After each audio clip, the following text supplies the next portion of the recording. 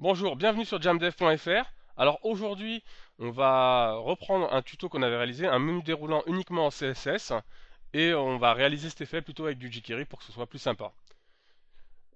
Donc voilà, donc on reprend notre page index HTML. La voilà. J'ai importé ma librairie jQuery ici à travers ce lien.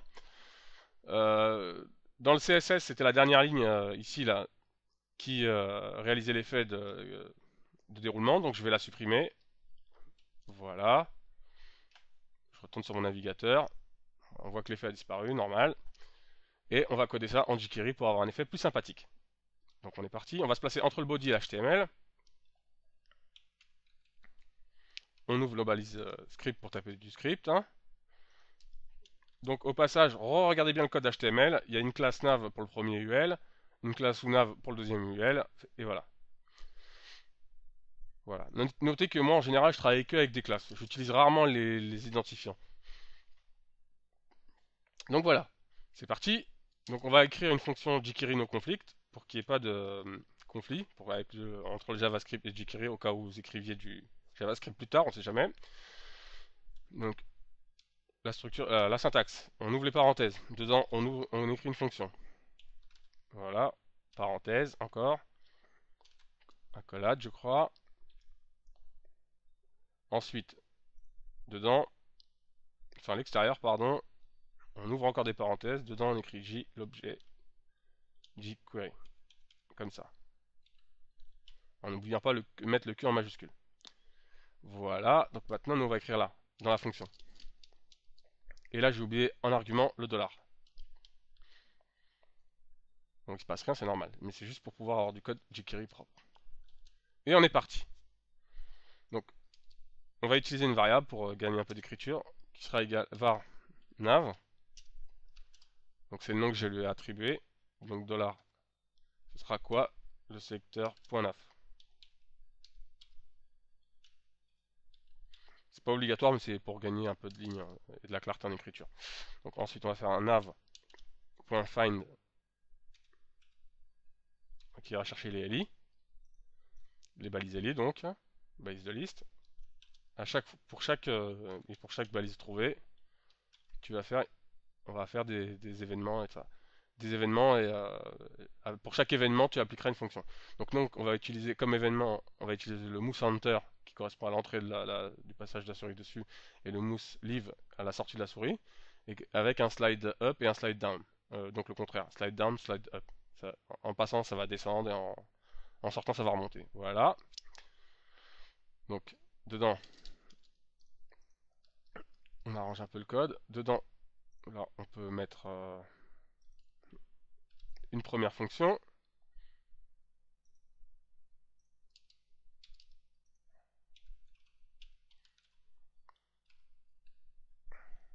Hop. Bon, je vais encore arranger le code comme ça. Hop. Première fonction. Là, je vais utiliser un if.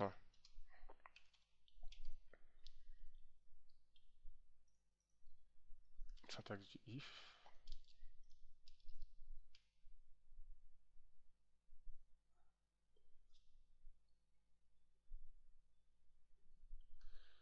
Voilà, j'utilise mon if. Donc c'est parti. Donc en fait, ce que je vais faire comme condition pour le if, je vais lui dire quoi? Bah, je vais prendre. Je vais utiliser la pseudo-variable $10 qui correspondra à ça en fait. Et donc à nav, mais bon, à l'ensemble en fait, à l'objet quoi, avec tout ce que ça représente. Donc je vais lui dire cette fois, bah, quand tu passes sur de la liste, tu vas chercher les UL, find, et tu retournes le nombre de UL que tu as trouvé. En clair, là, quand on est là comme ça, les UL, bah, il y en a 0. Quand on passe, ça retourne un nombre de UL. Bah, pour ça, il y a une fonction. Il y a une fonction, il y a une fonction qui permet ça, c'est length, que vous retrouvez un peu partout, mais là, son application, elle est un peu différente. Faut pas que je me... C'est GTH. GTH, voilà, pas de parenthèse, pardon, et tout ça, et quand ce sera supérieur à 0, c'est-à-dire que quand on arrivera là, ça va retourner un nombre qui sera supérieur à 0, puisque là ce sera bah, 1, du coup, parce qu'on va trouver 1 UL, et même 2 je crois, je vous dis des bêtises, 2, supérieur à 0, donc du coup, tu pourras faire ton action. Donc voilà, et qu'est-ce qu'on va faire? Bah, on va faire un move center. Donc sur $10, $10, point. Donc sur Navelli en fait. Move center, ensuite, voilà, on peut mettre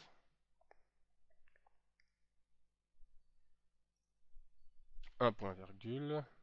Que je vous dise pas de bêtises, si c'est bon, hein. Voilà. Ensuite, dedans, une fonction.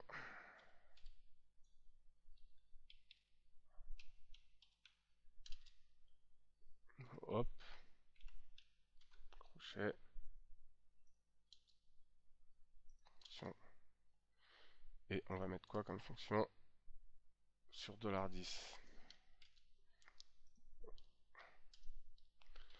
$10, cette fois tu vas aller chercher la classe SUNAV avec la balise eli, find, point SUNAV espace eli. Tu vas arrêter cette recherche pour pas l'appliquer à tous les éléments, sinon ça va ouvrir tous les menus en fait. Alors que nous on veut que ça ouvre que la colonne sélectionnée. Donc on met trop, ça c'est. Et tu appliqueras un slide down. S minuscule, slide down. Donc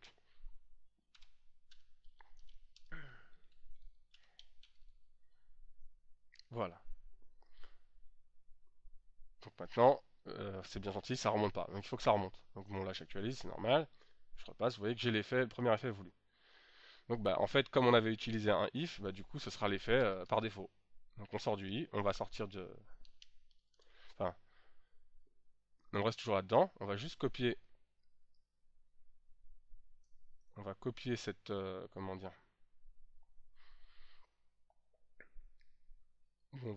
Ouais, donc c'est là. Et on va copier ça là. Tac. Je vérifie où est-ce que mon if, voilà. On va se placer là. En fait, c'est pratiquement la même syntaxe, hein, sauf que c'est juste un mousse leave.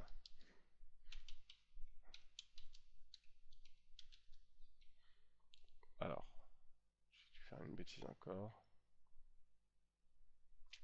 Ouais, du coup, j'ai oublié de fermer. Et j'ai oublié de copier ça. Voilà. Là. Et slide up, pardon. Donc je passe, je quitte la zone, c'est bon. Voilà. Je passe. Je peux aller cliquer sur mes liens sans problème.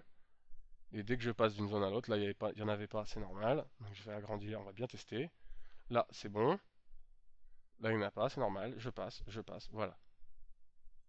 Alors, là je l'ai fait, j'ai mis aucun paramètre dans le slide up, slide down.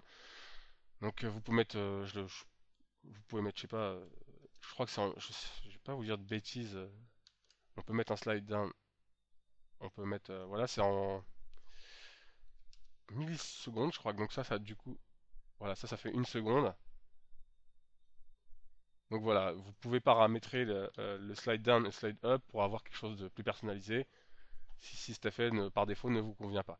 Donc voilà, bah, j'espère que ce petit tuto en jQuery vous a plu. Je reviens bien sur le code. Le voilà. Voilà, donc pensez bien à bien, comment dire, à bien mettre en forme ce code-là parce que franchement c'est encore plus dur à lire que le PHP. Même si on met plus de PHP, je trouve que le PHP c'est plus facile à lire.